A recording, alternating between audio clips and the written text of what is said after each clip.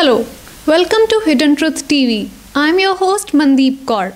Today farmers and government is going to held meeting again over the issue of farm laws.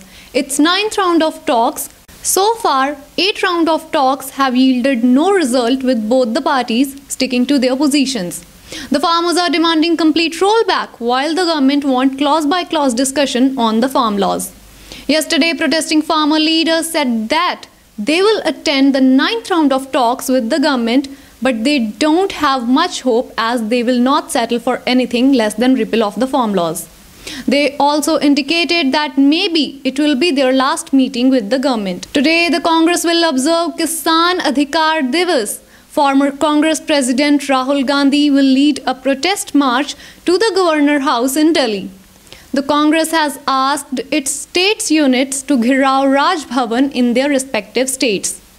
On the other hand, social activist Anna Hazare wrote to Union Agriculture Minister and warned that he will start hunger strike again if the demands of farmers were not met. If you are the one among many who doesn't like to listen the voice of Amitabh Bachchan as a COVID-19 caller tune, there is a good news for you.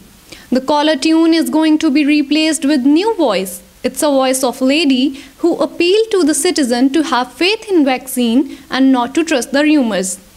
US blacklisted tech giant Xiaomi. The motive of blacklisting Xiaomi is to ban Americans from buying the products of China.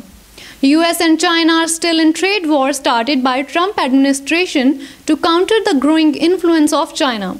Xiaomi is one of the biggest mobile company who can pose great challenge to American product Apple. After US blacklisted Xiaomi, Chinese shares collapsed more than 11% in Hong Kong. US officials said that Xiaomi is a threat to their national security while blacklisting the company. Haryana Chief Minister Manohar Lal Khattar inaugurated air taxi service from Chandigarh to Hisar under the Udan scheme of central government.